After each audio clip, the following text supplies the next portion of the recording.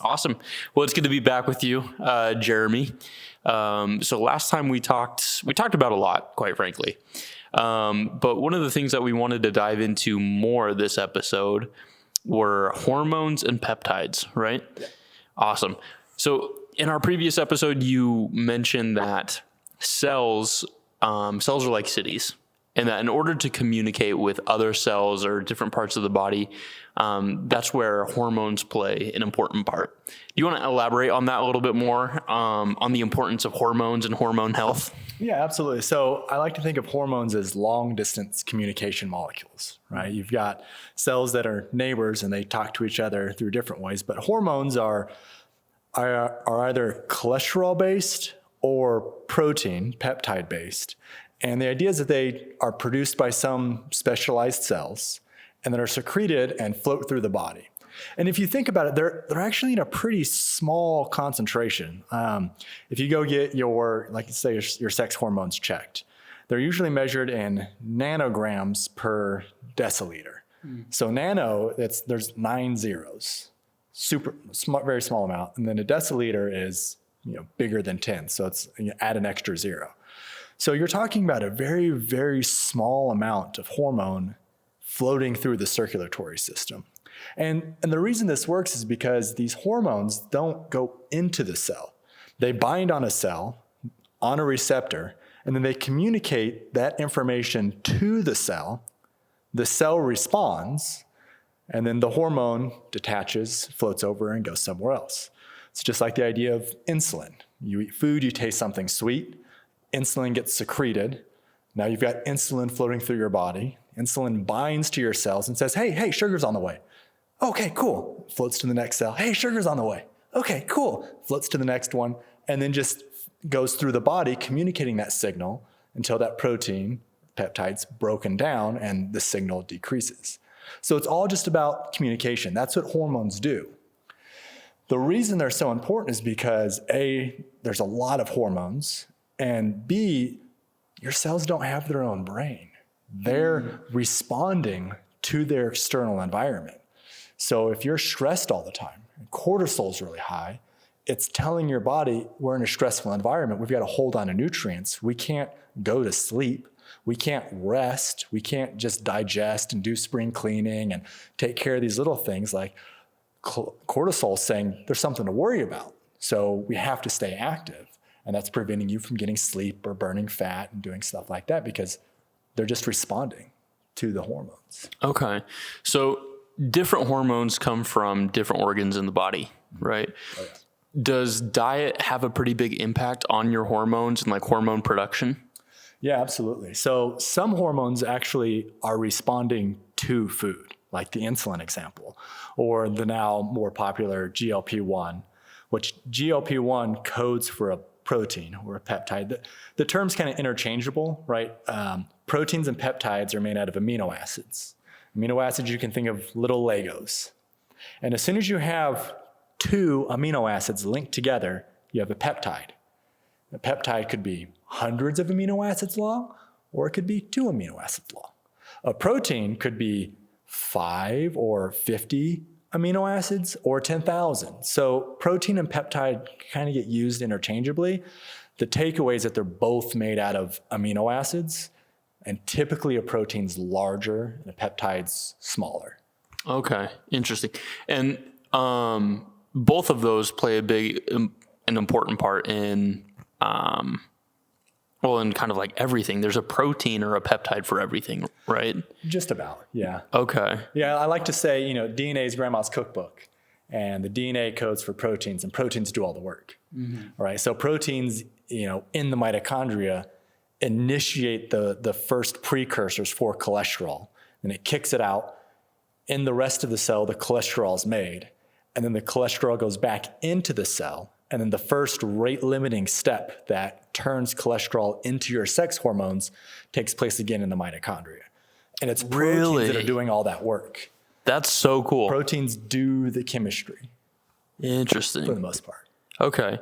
So if, say I was like a diabetic and my pancreas was malfunctioning, what kind of effects would that have, like hormonally? Because insulin is the hormone that is derived from the pancreas. Am I correct on that? Yeah. Okay. But there's like a lot of other problems that can happen from malfunctioning or diseased pancreas, right? Yeah. Right. Okay. So with diabetes, there's a distinction where you've got type 1, which is genetic, meaning that you're not properly making a functioning insulin, and type 2, which is diet induced, right? You had too many cookies and it's come back to bite you. So the idea is you have specialized cells in your pancreas called beta cells, and they produce insulin in response to other signaling molecules, even other hormones. Like last podcast, we were talking about how when the stomach expands, that can trigger things like GLP-1 and make these other hormones that go to the liver responds, it pumps out glucose comes out, that tells the pancreas, hey, we've got glucose, so then insulin gets produced and excreted out from these beta cells. Mm-hmm. And what happens is the beta cells, again, they're just like people, right? Imagine if you had to go to work every single day and you didn't have a day off for 10 years. You get a little burnout, right? Yeah. Yeah. So I like to think of fasting as like intermittent fasting is like a weekend. And then a longer fast is like a vacation. And there's this very strong relationship where not eating all the time gives those beta cells the opportunity to do the things that a city needs to do outside of just pumping out a product all the time.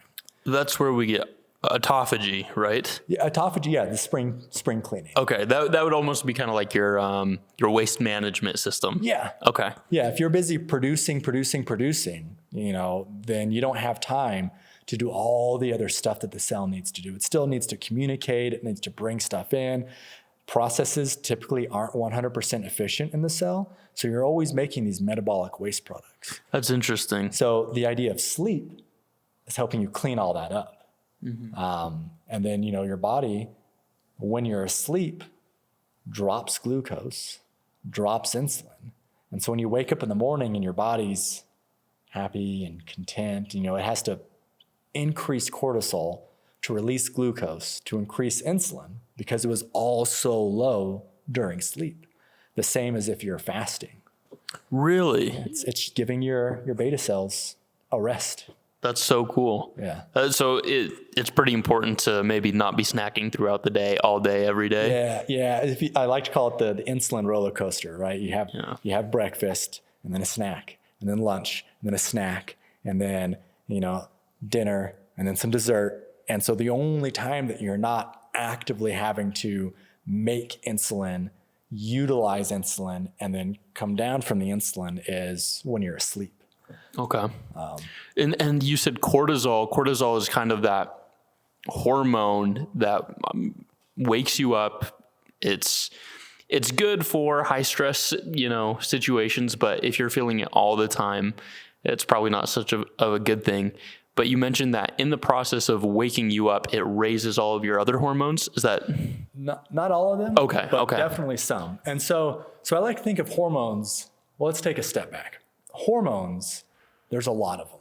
There's a lot of cholesterol-based hormones. You've got testosterone, estrogen, DHT, DHEA, all these, sex hormone. And then you have all of these peptides, insulin, glucagon, ghrelin, leptin. There's all these different peptides that are produced in different places, that are hormones, that are signaling, that are telling your body to do different things. Mm-hmm. Cortisol and melatonin are like dance partners. Okay. All of your hormones, it's like a symphony. And so they respond to each other. Some are the gas, some are the brake for different things. So when you're sleeping, you need melatonin. It's a powerful antioxidant.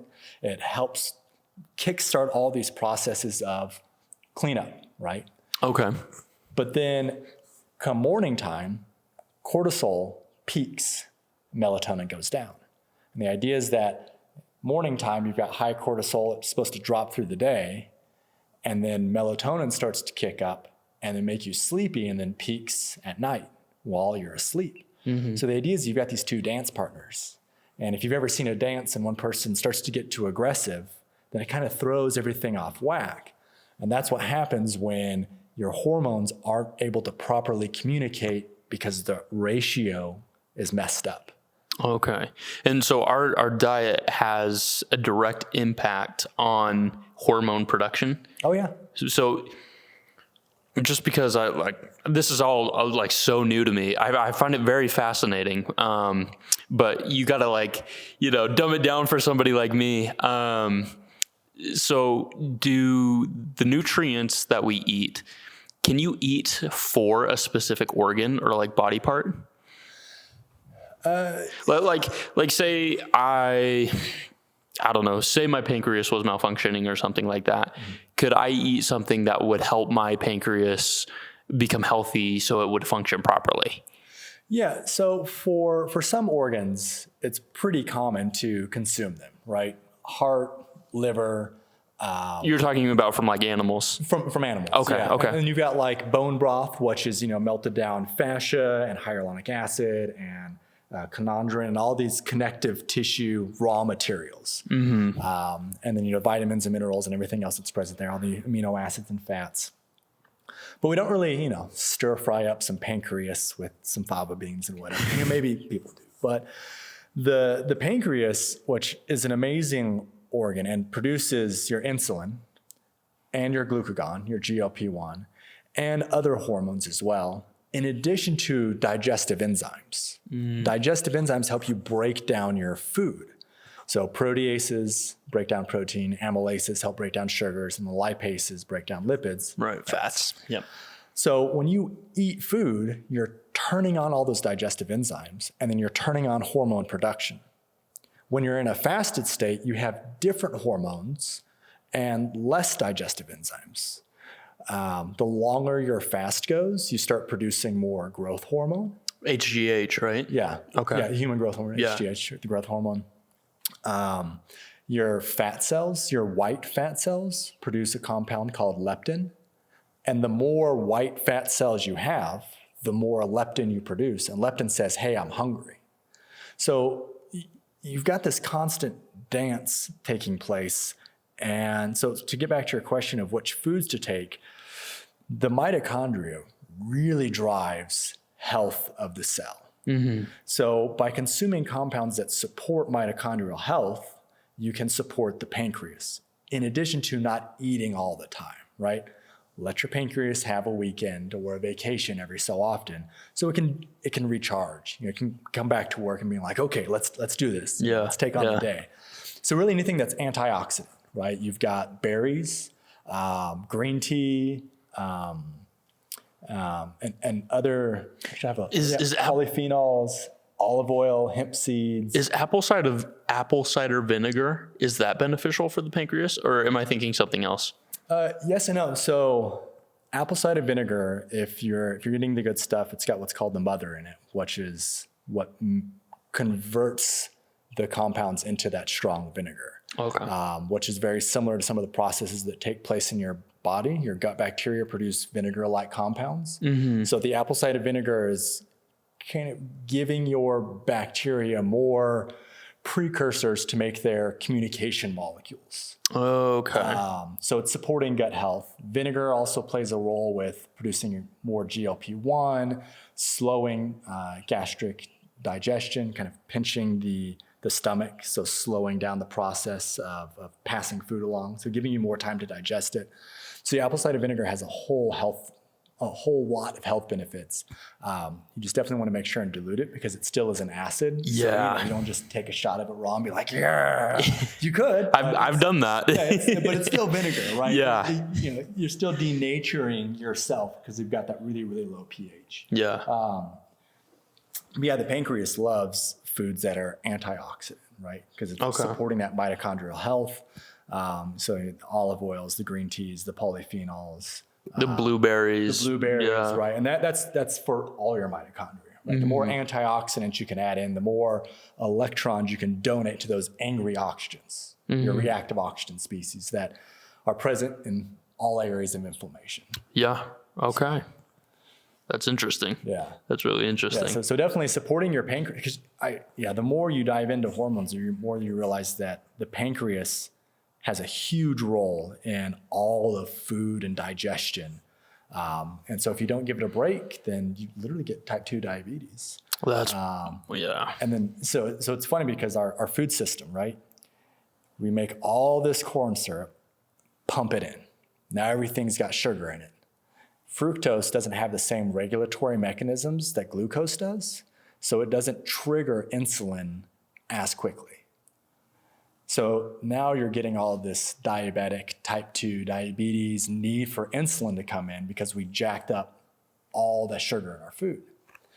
And we're like, okay, people are starting to catch on to the sugar thing, so let's make the food super addictive and mess up another communication molecule, GLP-1, glucagon, which is also produced in the pancreas. So it feels like there's just been a war on the pancreas and the things that it produces, which are to help your body respond to foods on the way.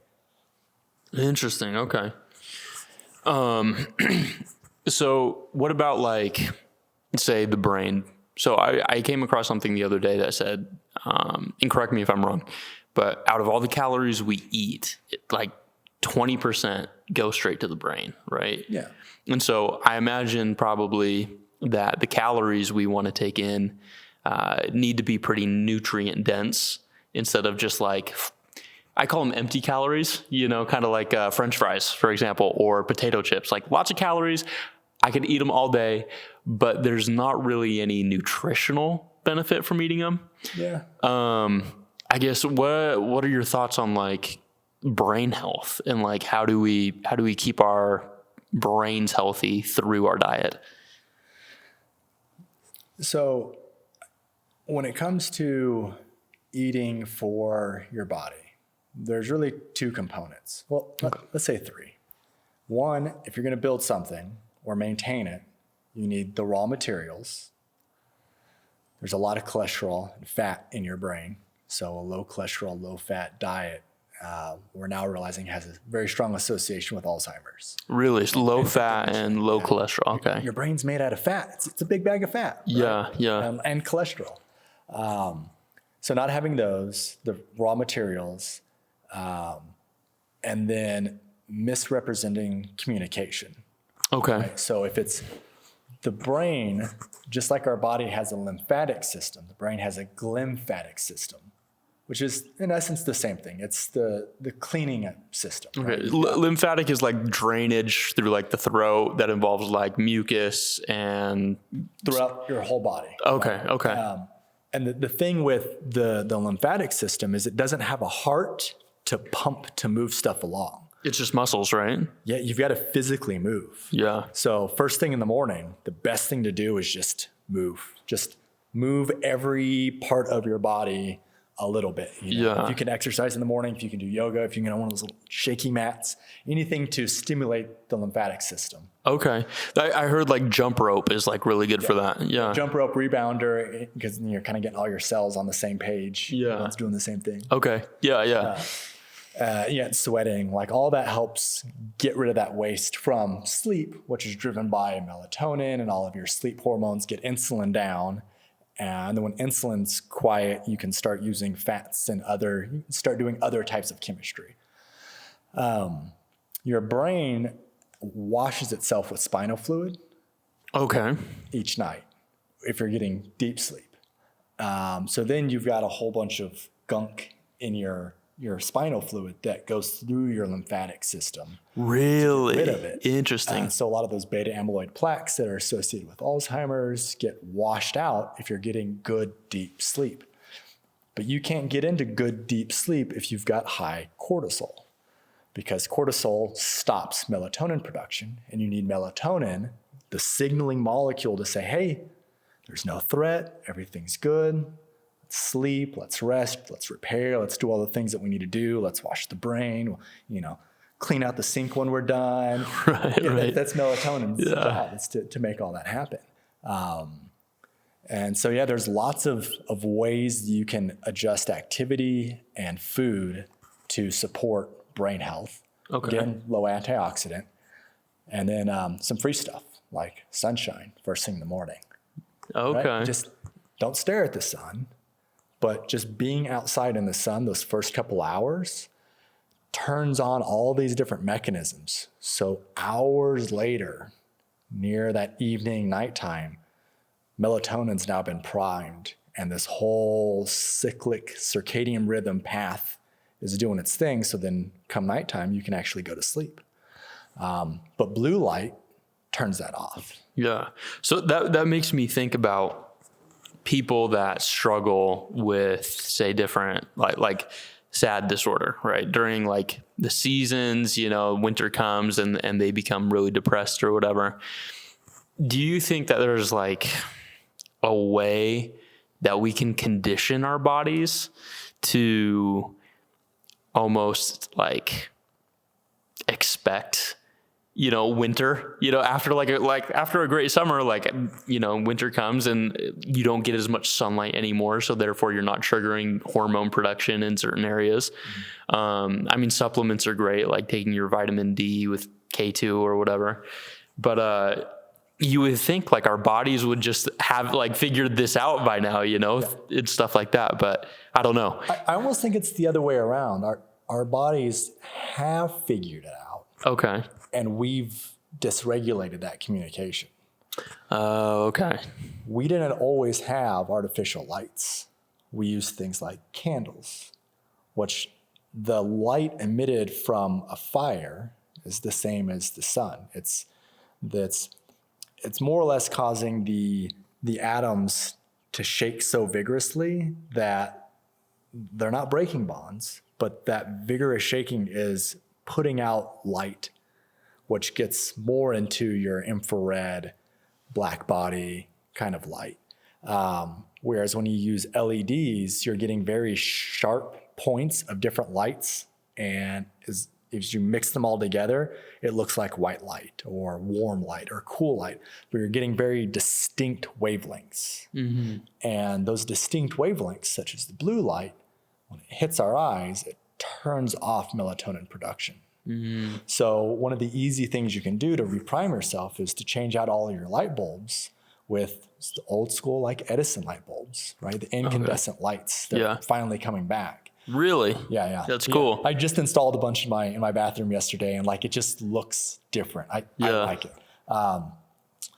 And then turning down the brightness on your phone, trying not to look at screens an hour or two before bed. If you're mimicking, hey, it's dark outside, so I'm looking at less light, your body's naturally going to start to want to go to sleep. And so it's hard because we still have 9-to-5 jobs that are very predominant. You still have kids that get out of school. You've got things that you've got to do. So the sun's setting, well, you still have to finish your daily stuff. You still have to get home. You still have to do dinner. You do all the stuff that you do. And then, oh, hey, look, it's dark at 5. So it is more challenging to sleep more during winter. Mm-hmm. But ideally, if you could sleep more during winter, if you could eat more of your preserved foods, which is high salt, high vinegar, fermented, which has all those other health benefits to it, and you're sleeping more and your body's cleaning up, then that can help offset that relationship with seasonal affective disorder. Because tryptophan, an amino acid, gets converted to serotonin, makes you feel good. And then that gets converted to melatonin, which makes you want to go to sleep. Really? I didn't know that. That's cool. So if you don't have serotonin, then you're depressed.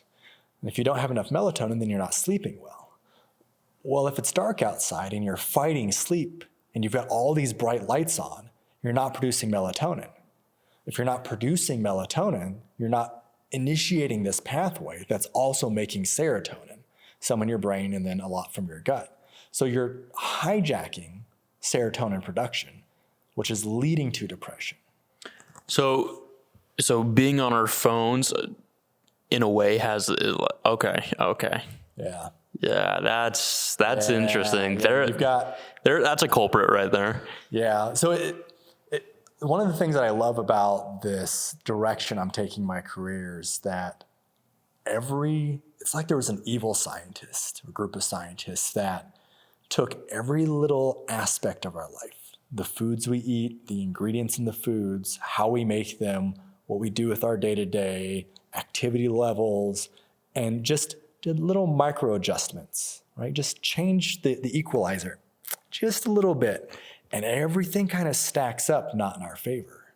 So I love being able to say, oh, if we just adjust this and all these small micro adjustments, right? Maybe not staring at your phone until the second you fall asleep, maybe a little more of them than a micro adjustment, but knowing, hey, if I put my phone down, or at least put a blue screen blocker, or wear glasses that reflect blue light, then I'm at least allowing myself to get melatonin started a little earlier, and that way I can keep doing whatever I'm doing on my phone. So it's not perfect, but it's allowing you to nudge in the direction because you have the information. Yeah. The blue light's inhibiting melatonin production. So find a way to stop the blue light. The glasses, changing out the light bulbs, getting more sun first thing in the morning. When it's darker outside, dim the lights, turn your screen down, turn your TV light down. And those are all nudging you in the better direction. That's so cool. Yeah. That is so there's a lot of things that we can do to help boost serotonin, therefore melatonin production. Yep.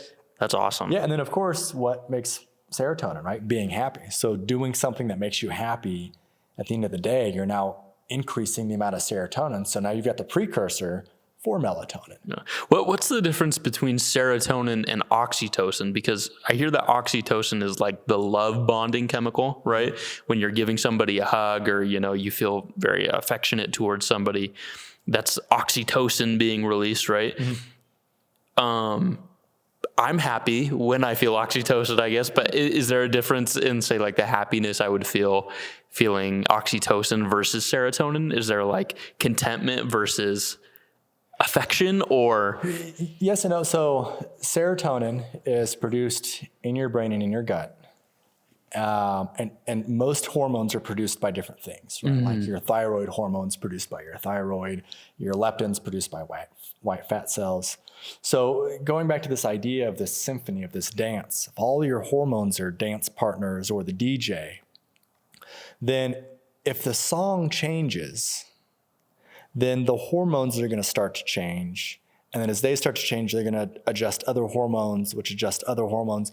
And now all of a sudden you went from to, all right, everyone partner up. We're doing a slow dance song, right? So there's definitely a relationship where if you're feeling happy, you're feeling that reward, that feedback, then you're adjusting that dynamic. So usually serotonin and oxytocin kind of come together. But the cool thing about oxytocin is that it directly competes with cortisol. Interesting. So it's not the dance partner, it's the rival on the dance floor. Yeah. More or less, it's you're supposed to have a dynamic. Yeah. And so and it's the same with cortisol. So like cortisol, serotonin, and oxytocin, right? So oxytocin and serotonin are kind of on one side of the dance floor, and your cortisol's on the other. Okay. So if you're being conditioned to move the spotlight back to cortisol, you're working out really intensely late at night. You're stressing about stuff late at night. Yeah. So psychological stress. You're eating lots of food, especially carbohydrate-rich foods. You're kind of turning on all these cortisol-like processes. So the spotlight's moving back over. Mm-hmm. So doing things like hanging out with your partner, petting your dog, checking things off of a list, like anything that's like got that like accomplishment, the feel-good stuff, right at the, nearing the day, you're going to get more of that oxytocin, which is going to lower the cortisol. It's going to help serotonin build up, which then allows you to have the substrate for melatonin, and then you can go to sleep. So really the end of the day should be what did I accomplish today, right? Let's talk with someone that some meaning is going to come out of it, and we feel close, where there's, you're not just, we just finished watching our show, now we can go to bed. Like, sit together, right? Like, cuddle. Be together if you can. And I know there's a lot of people out there who just don't have a person. Dogs are awesome for that. I know, like during test season, at universities, they'll bring a dog around because everyone's so stressed. They're like, oh, petting the dog, and you can just see like pupils dilate, and they just feel better. Your shoulders drop, and so it's that finding something, just calling someone, whatever, can seriously help. Connection. Yeah. Oxytocin, which is also great post workout. Really? You work out. It preserves muscle, doesn't it? Yeah, you get the oxytocin in, and it's going to drop that cortisol, which then helps you quit releasing glucose as abruptly, lowers insulin. You need some of it after workout because insulin does help produce or stimulate growth hormone and other like BDNF and other growth factors. So. I know a lot of people that like to fast before their workout and then stay fasting afterwards, or just completely cut out carbs. Well, let me ask you a question on that. Wouldn't that like break down the proteins in their muscle to the point where it would detract from their muscle growth, though, if they were to fast before and after? Yeah. Okay. Yeah. Okay. Yeah. When anytime you do something new, you've got to take the proteins, the people in your city, and they've got to switch jobs. Mm-hmm. For the cell, that means they break the protein down because the protein's communicating some function, and then you make some new protein out of it. But the conversion process isn't 100% efficient.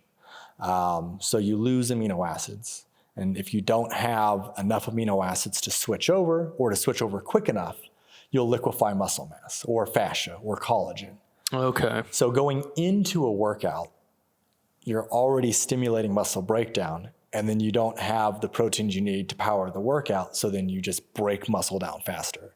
So I always suggest consuming at least the essential amino acids before a workout. And if you consume the right dosage per your body weight, then you're staying in a fasted state. So you're not signaling insulin, and you're continuing on your fat burning. But you're also not breaking down muscle mass because you provided the building amino blocks, acids. the amino acids. Okay, that's so cool. Yeah, this is super interesting. Yeah, and then eating food immediately after a workout too stimulates your body to say, "Hey, nutrients are here." I mean, that's literally GLP-1's job. Mm-hmm. Nutrients are here. Let's make sure we digest them efficiently in the stomach, like we talked about last podcast, and then let's communicate to the body that nutrients are on the way so the body can get ready. As long as you can stay in that rest and digest setup, you're now producing those long distance communication hormones, and the whole body's getting ready, and then it can take those nutrients in and it can start repairing and doing stuff. But if you work out and then you immediately go to something stressful, your body doesn't have time to go and repair everything. It's going to patch up when it needs to and then go take care of whatever. You're moving from stress to stress. Yeah, that makes sense. Yeah. Do you think that a lot of the way that people live is that they've kind of like conditioned themselves through habits to have high cortisol levels? At least here in the States. That's what I think, The equalizers are just, look at news. Stress. If somebody didn't die in your city, somebody died somewhere on the planet. Yeah, There's something bad. There's work stress. We're catering towards this illusion that there's always something after us. And during the season that we're supposed to be the most calm, sleeping more because it's dark, we have Thanksgiving and Christmas, where people are stressing out, they're pounding back sugar, all these delicious feasts, all these meals. So we've literally set ourselves up for failure. But that doesn't mean that everything's over. I tend to fast more during the holidays. And some people inadvertently do this. They're like, I want to eat a lot for Thanksgiving, so I'm not going to eat until Thanksgiving dinner. I've starved myself all day. But after you've wiped out the turkey, and a lot of the leftovers are gone, well, this is a great time to just not eat for a day, right? Just give your body a full day to cycle through, or, just small fluids, super healthy, small snacks.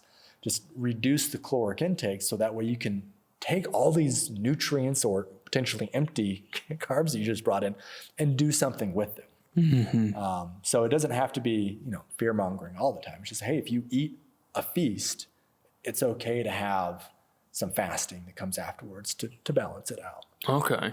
Yeah. Okay. And that's free, right? You just don't eat. Just stop eating. Yeah.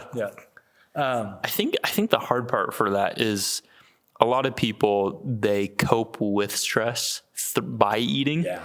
And it's not eating necessarily the healthiest things, but it's by eating the unhealthy things. And that's kind of what perpetuates the problem a little bit further is, oh, I'm stressed, I need chips or candy or soda or whatever. And that, and correct me if I'm wrong, but basically that just feeds into the stress hormones, right? Okay. Yeah. So you're absolutely right. Okay. I want to make sure I'm right. You're the smart one here. No. So, and you asked earlier, can foods influence our hormones? It's like, yeah, if you've ever stress eaten, 100%. You're stressed, you eat something, you feel a little bit better. Especially if you eat this stuff that has, monosodium glutamate or isn't healthy for you, and you're stimulating more of those taste buds, and you're getting the whole swath of hormones of like, you did good, here's some dopamine, and here's some of this, and here's some of this, and oh, there's lots of sugar, like, yeah, do that again. And then you just start to feel better because you're changing the song of the hormones. And so that's why I really emphasize, if you can try to get more of the healthy things into your diet and you can exercise, then really you're setting yourself up for success during those times that you're stressed. And so one of the things that kind of to loop back around, we've got these mostly our sex hormones that are cholesterol based. And then we have all these protein based hormones. I mentioned like leptin, which is produced from fat cells. You've got your thyroid hormone, your insulin, your glucagon, all these. But there's also a tremendous amount of proteins that are excreted from your muscles. Okay. So when you exercise, you release all of these proteins from your muscles that actually change the whole hormonal profile. And I think this is incredibly important for anyone that's considering like hormone therapy, which, I'm so glad we're taking the black box off of a lot of these, and people are just having more of those conversations and realizing that, ratios between different hormones, again, these dance partners, incredibly important because it really changes a lot of perception as well as energy and activity and just performance of the body. But I've got this whole list of different, all right, so I'm just going to read through some of these, right? Yeah. Your muscles make these things, they're called mitokines, which are in essence are muscle-derived signaling molecules. Okay. It's a hormone, right? It's a long-distance communication molecule. First one, CAT-B. It's neuroprotection. It increases BDNF, which is another protein. Brain-derived neuro... Tropic factor. Yes, okay. Yeah, that's a good one. It increases growth hormone, increases oxytocin, and increases insulin sensitivity. So really? It makes you more sensitive, it increases your communication ability with other hormones that would cause diabetes if you don't get them in check. Mm-hmm. You've got BDNF, right? Which this one I love because it's really driving neuroplasticity. So it's allowing you to more rapidly adapt. There's a lot of mushrooms out there that are known as like adaptogens and like ashwagandha. And the idea is they're kind of toggling this BDNF. You've got neurons in your brain, but you've got neurons in your heart. You've got neurons throughout your entire body, your nervous system, right?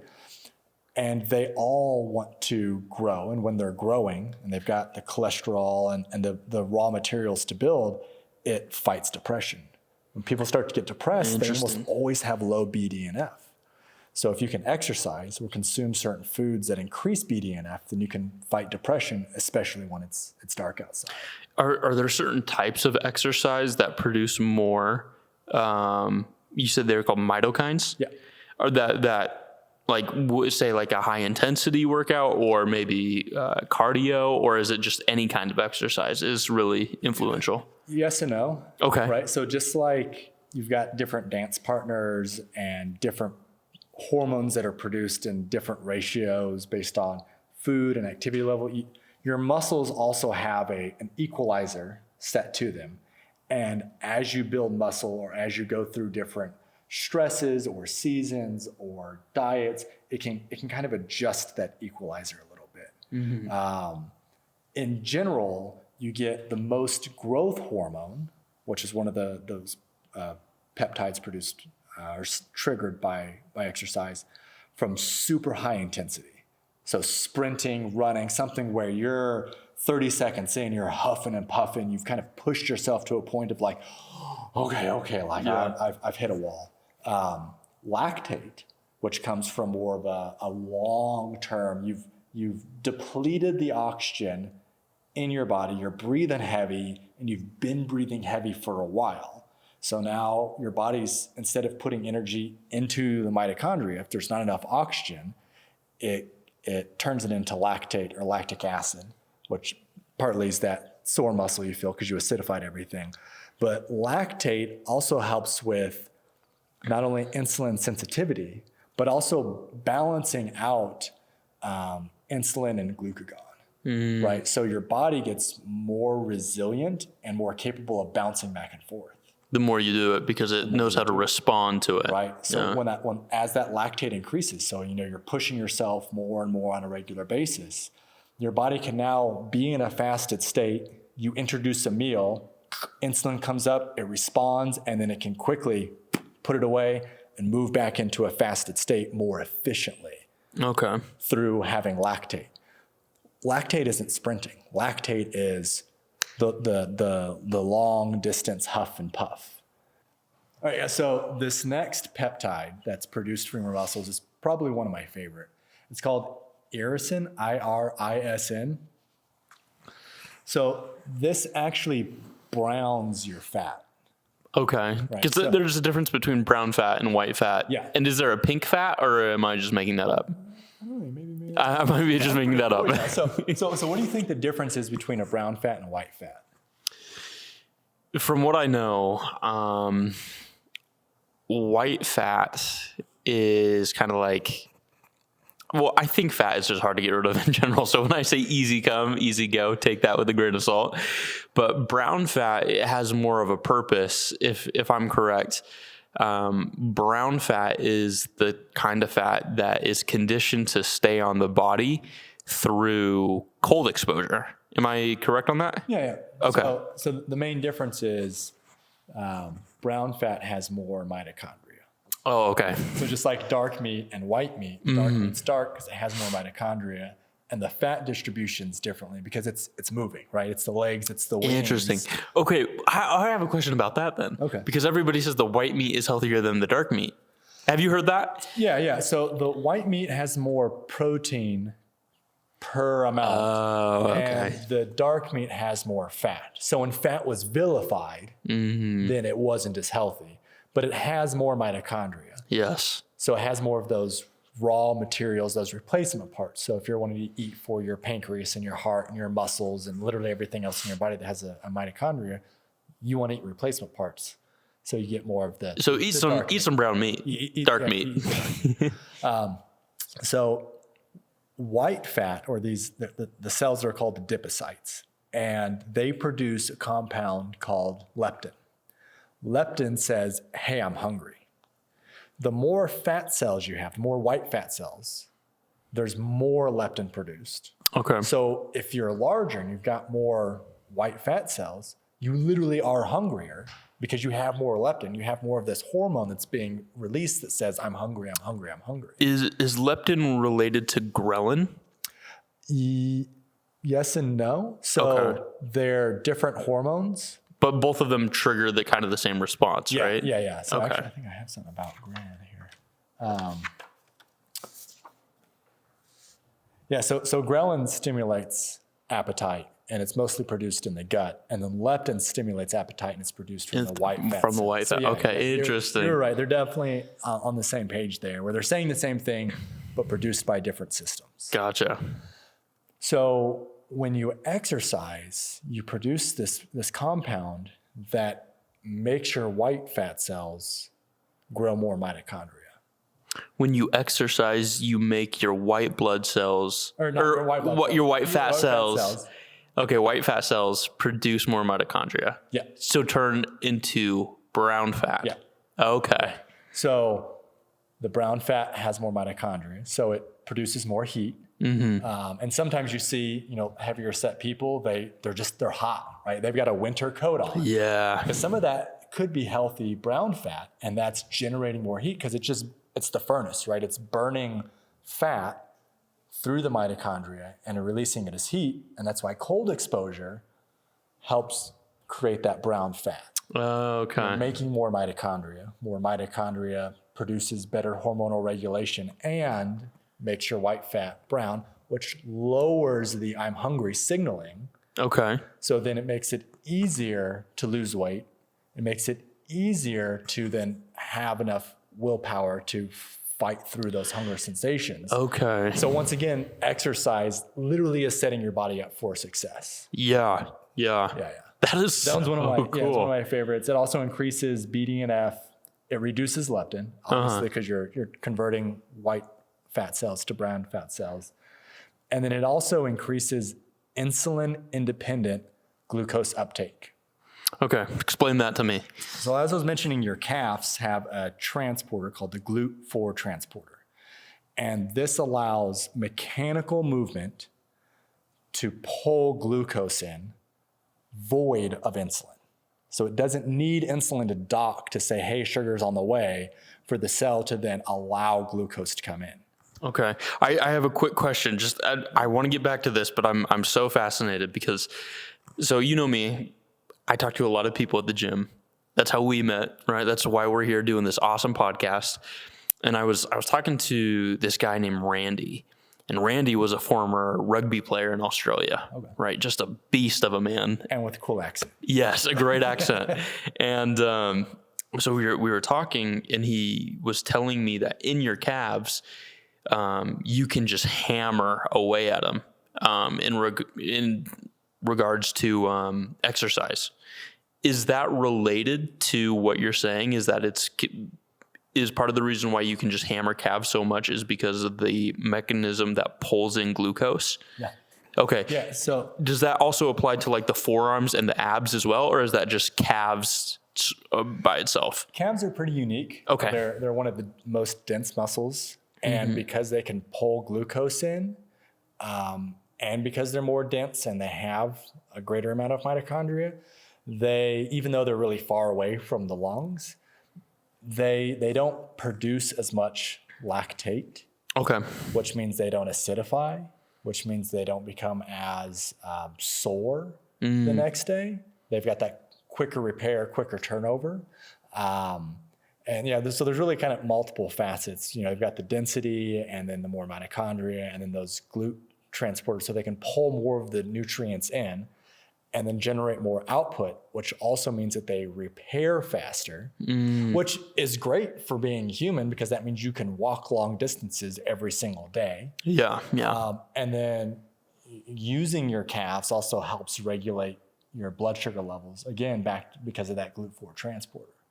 So exercising any muscle stimulates that release of the irisin, which then increases the amount of GLUT4 transporters everywhere. Okay. So it's kind of mimicking that effect that you get from having, moving your calves. And remind me what irisin does. I know you started this segment telling me, but I already forgot what irisin does. So it's triggered by muscle contraction. Okay. It increases the amount of mitochondria in your white fat, so that's what browning of the fat. Yes. It increases BDNF, and then it reduces ghrelin, and then it increases the amount of those GLUT4 transporters throughout your body. So it's kind of a game changer. Yeah. 100%. Okay. Yeah. And then so you've got the BDNF, which is literally changing how your neurons are connected. So it's changing personality. It's changing what you care about, right? It's helping you adjust to your new lifestyle, exercising, eating different, the whole aspect of to lose weight, I've got to make a lifestyle change. But exercising is literally supporting your biology to do that more efficiently. And you've got all these other compounds like IL-6 and IGF-1, they're neuroprotectant.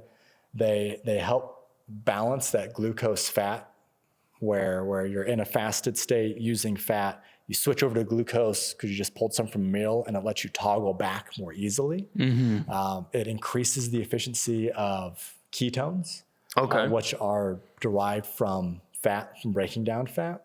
And that's what we use for energy when you're in a state of either ketosis or fasting, right? Yeah. When you're primarily using fats or amino acids as energy instead of glucose. The takeaway is that we have a multitude of peptides that are produced from muscle contraction, whether that's high intensity or endurance, but it's effort dependent. So if you've just got a little 5-pound weight and you're just moving, it's better than nothing. But your second to third set, you should really be fighting gravity. And as long as you're doing that, you're putting in that higher effort, getting closer to that point of failure or reaching it multiple times, then you're stimulating all of these peptides that tell your body to adapt. Those adaptations are hormonal regulation, building more muscle, browning fat, increasing neuronal adaptability, and also lowering these inflammatory pathways. Really? Like TNF alpha, which is a tumor necrosis factor alpha. We name a lot of proteins alpha, beta, gamma, just kind of how they fit together. TNF alpha is very prevalent in like Crohn's disease and arthritis, and these other kind of metabolic issues where you've got high inflammation, and it's this kind of always on inflammation. So exercising supports the reduction of those high inflammatory cytokines. So you're setting yourself up for health, hormonal regulation, and kind of getting all the ratios of everything set. You're balancing the cortisol and the melatonin. And it's literally just being produced from your muscles, from the act of movement. And I really want to note that hormones, whether they're cholesterol or protein-based, bind to a cell on the outside. There's some receptor that recognizes it and then communicates the signal of the hormone into the cell. So there's a lot of other peptides out there. There's tons of them that are involved in, wound healing and repairing muscle, cognitive function. Yeah. They're just telling your cell how to respond. Your cell already has the capacity to do whatever it is these peptides are doing. And the peptide market's blowing up. Right. And everyone's so excited about these peptides, and I take these stacks and I do this and I take this. And I mean, even, insulin is a peptide, and the GLP-1 agonists are peptides. But your cell already has the capacity to do it. And through exercise and through eating certain foods and molecules and breathing, having good oxygen delivery, right? Another one of the, get to that in a second. Your body can do it without the endogenous peptides. Right. They speed the process up. And if you can get the foundation, if you can get the healthy mitochondria, the healthy pancreas, you can give certain cells a weekend or a vacation, some time off, things start to regulate on their own. Yeah. It's kind of crazy how our bodies just already know what to do. At least for, I guess, unless you have like some sort of disease or whatever, right? Genetic disorder. Because then it's changing the protein. So now the protein's not communicating properly. Yeah. But void of genetic stuff, your body already knows how to do a lot. So if you do those little micro adjustments, you get the sleep, you eat good antioxidant food, you get plenty of the essential, amino acids and fatty acids and minerals, then hormonal regulation kind of balances out. And then you start to burn more fat, and then the shape of your body starts to change, and you put muscle on, and then you don't have to worry about losing it. And you can reverse gray hair. You can do all these amazing things with peptides, and your body can already make them, most of them, Because if you've got a receptor for it, that means the signal had to have existed at some point for the cell to have a receptor for it. So taking it endogenously, yeah, you've got more of it, but you could also adjust your lifestyle in such a way that your body naturally produces it and does it instead of having to bring something that could potentially be invasive, right? yeah. I mean, I'm not saying it is invasive, but while doing some research for this episode, was looking at the list of peptides. It said that there were some known risks for introducing potential peptides into the body. You know, is there a big difference between introducing peptides externally versus changing your kind of way of life in order to produce peptides naturally? So, yes. Okay. So think about it this way. The peptides or hormones, whether it's testosterone or estrogen or progesterone or BPC 157 or copper peptide, those are all the signal telling your cell to respond accordingly. If your cell doesn't have the raw materials, if it doesn't have the things that it needs, if it's too inflamed, you can scream at it all day to do this stuff. And it may push through, right? It's like, I'll walk over the coals to get this job done. But if you keep telling me to walk over them, eventually, like I'm burning my feet, right? So then when I go to do the next thing, like I've got to rest. You've now taxed me out. Immune system drops, you get sick, right? You've pushed yourself to a point that's too far. So by taking any endogenous peptide or hormone, you're communicating to your body to do something. Whereas if you are allowing your body to communicate itself to make those things, it has the support system, right? If you want a functioning city, it's not just the politics, right? You need all the blue collars, you need the white collars, you need the creative minds, you need all the entertainment, you need aspects of a city for it to properly function. So screaming at it with just an endogenous hormone or peptide, it is really only going to get you so far. Now, I love the idea of, okay, I've been screwed because we live in this country that I have the ability to eat too many cookies. And now I'm diabetic, or I have a heart disease, or I have obesity or chronic inflammation, or something's happened. And I want to change that trajectory, right? I went too far, I need to adjust. So by taking something that can help adjust that, right? Help you reduce the weight, help you regrow your hair, whatever, get the hormones, the testosterone and stuff up as a movement in the right direction. Oh yeah, 100%, right? If you can overcome the difficult, the willpower aspect, and you can start seeing progress, great. But the beauty of developing this through exercise is now you're developing the support system, so you're not reliant on it. Okay.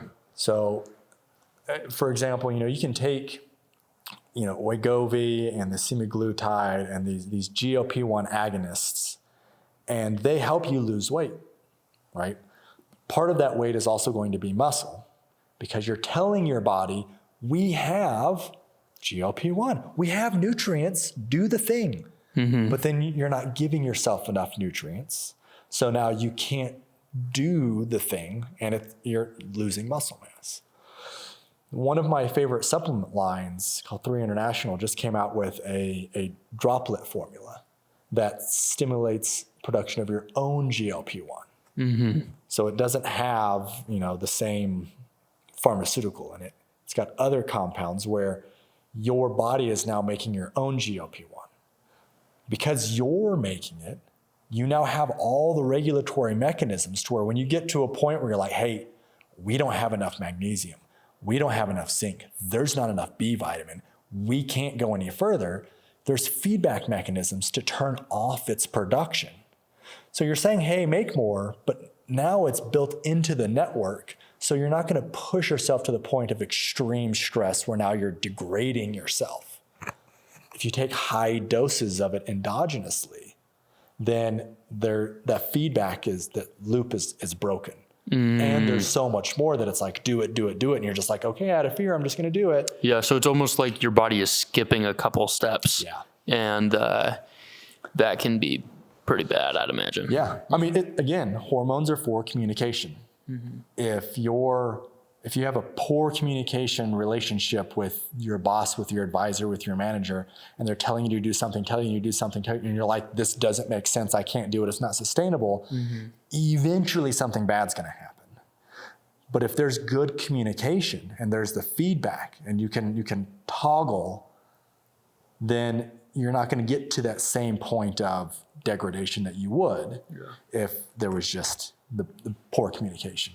Okay. Yeah, that makes a lot of sense. I'm glad I asked that question because, I mean, like, I'm all about having a healthy body as much as the next guy, but it does seem like that is the most recent trend in health is peptides. So yeah, and again, peptides are great. They're making real progress. I think the next phase is recognizing your body can produce most of those peptides, many of them. And your cell can already do the thing that the peptide's telling it to do. And so sustainably, you can make that yourself. You can move back in that direction, which allows you to then be healthy in 10 years. Yeah. I think if you just start pumping, all these peptides in to say heal, repair, do this, grow muscle, do this, do that, then, well, the cell's got all this other stuff to do. And just like putting in too much glucose and spiking insulin and not giving time for the body to do everything else it needs to do, these peptides are just from a different angle. It's the same thing. They're just overwhelming. Before we close, I had another question, and it was, if you're eating in a calorie deficit pretty consistently, are you giving like the cells in your body a little bit of like breathing space? Or is it just like a matter of, hey, I just need to stop eating for an extended period of time? Or like, I don't know, like, because it seems like if you are eating in a calorie surplus, which a lot of us are a lot of the time, that makes sense that there would be no breathing room for your cells. And so if you cut that back, does that give your cells a little bit more breathing room? Or is it just, hey, I need to just stop eating? So one of my favorite approaches for any of my clients from a health standpoint is to recognize that the body is dynamic and the adjustment, if too abrupt, will cause stress. And this same logic applies to a calorie deficit. People are like, hey, I'm going to eat less calories and I'm going to lose weight. And yeah, you have a metabolic resting rate. You're burning a certain amount of calories, certain amount of energy for your city to function. If you exercise, you're burning more, you're building muscle, all that's happening. But when you're in a calorie deficiency, you're also producing more cortisol because you're stimulating a stress environment. I'm not getting everything that I need. And my fat cells and my organs are all producing like, hey, I'm losing this stuff. Like, feed me, I want more. And it's trying to hold on to it, especially that visceral fat. Okay. Because it's got way more receptors, 2 to 3 times for cortisol than your other cells do.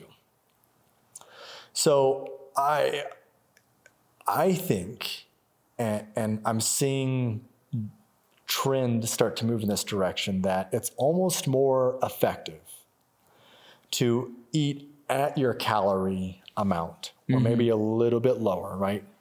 200 calories less per day. But you're definitely getting enough. You're getting enough of the essentials, right? Plenty of protein, your fibers, your fats, your minerals. And then you kind of fill the rest in with your carbs. And then you have a day or two, or where you either don't eat all day or you skip breakfast, right? So for me, every Monday today, I just don't eat breakfast. And on Sundays, I try to eat an earlier dinner. So I'm just I'm starting the week with a longer fast. So my body can do all the things. It can boost my immune system. It can do all the awesomeness. And then I move into my normal routine. And that way my body is keeping this consistency, because another thing that hijacks your hormones is sporadic eating. Where you eat big meals and small meals, and then you wait too long and you eat another one, and your body doesn't know what's coming, and you eat when it's dark, you eat when it's light, you eat all the time. That's causing additional stress. So having a consistency with, okay, once a week, I'm skipping a meal or two, or I just don't eat on a particular day a week, is helping your body then regulate, because it knows it's coming. It's like, oh, hey, here we go. So it's starting to lower that stress. So now you can burn that visceral fat during that time. Whereas if you're just in a calorie deficiency, and you're not super consistent, you still have those moments where you're like, well, I'm going out to eat with my friends and I ate 2 days worth of calories, right? Yeah. Then now you're dysregulating a lot. So yeah, if you're really trying to lose some weight, calorie deficient, right, is going to help. But for the long-term aspect, and to help your body toggle between ketosis and then the kind of insulin-heavy glucose, I think fasting is a better foundation builder than just reducing caloric intake. Okay. So, and it's probably going to take some consistency and some time for the body to do this. It's not like a one and done kind of thing that I think a lot of people are secretly hoping for. That'd be great. It takes a while to put the weight on, so it should take a while to take the weight off. Yeah. I mean, you've got some changes that are immediate, right? You spike insulin immediately after eating it. At least you should. So some hormones change right away. Others, like red blood cells that have sugar attached to them, they've got a 3-month lifespan, right? So some things take a couple months to start to change. Hormones overall can take several months. And then you get to the point where you've got epigenetic regulation, where now you've got different markers on your DNA, or your DNA's parts that were wrapped up are now becoming exposed, so you can read different proteins.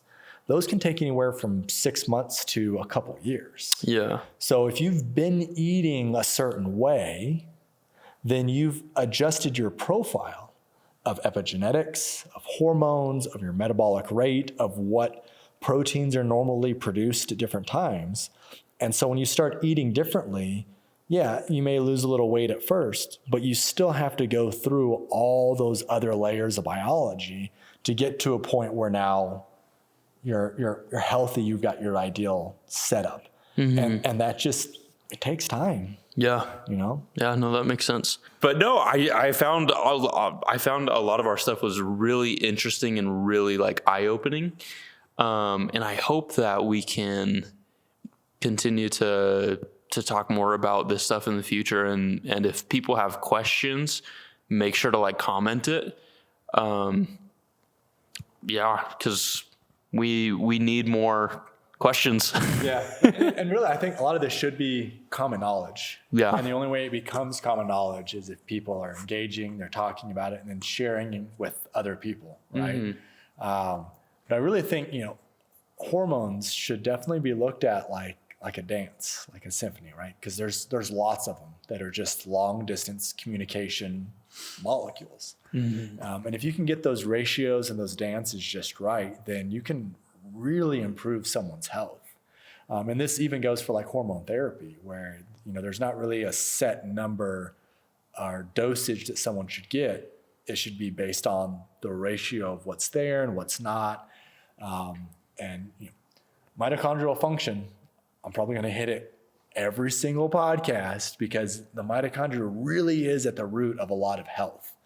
So, your green tea, your coenzyme Q10, your antioxidants, your olive oil, your dark chocolate, the essential amino acids, fasting, your cold plunges, your exercise, all these things that are mitochondrial supportive, eating for your mitochondria is really going to make a huge difference, irregardless of what we're talking about, whether it's hormones or weight loss or exercise or mental fog or, men's health and erection quality or any of that stuff. It all ties back to, if you've got a good foundation, if you've got healthy, happy mitochondria, then everything else is going to kind of fall into place. And if there is a big issue somewhere, then it's going to stand out.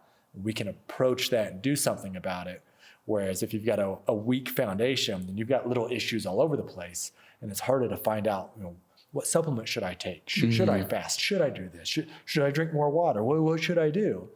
So fix the foundation, fix the dance partners, and then everything else really kind of comes together. Great. So awesome. Thank you, Jeremy. Yeah. And what's the best way for people to reach out to you if they're interested in learning more? I guess one of the easiest is email. So sabo thescientist@gmail.com. So SABO, B as in Bravo, thescientist@gmail.com. I also have my socials. So J Sabo is Instagram, and then Jeremy Sabo, Ph.D. for YouTube. So any facet, you can Google me, you can find me on LinkedIn. Every time I open my phone, I just push some button and it opens some app, and then there's a way for people to communicate with me. So whatever your favorite way is, pick that. And if it shows up on my phone, I'll respond. Awesome. And when we get these videos, published to social media and whatever, I think it'd be a great idea if people, liked, commented, got involved with them just in any way, because you have a lot of great insights that I think a lot of people are interested in, and I can't ask all the questions. So if something stood out to you guys from this video or for any of these clips, please feel free to ask questions in the comments. And if you like what you see, give us a like and a subscribe. So Appreciate you. awesome. Thanks, Jeremy. Yeah. Thanks, man. Cool.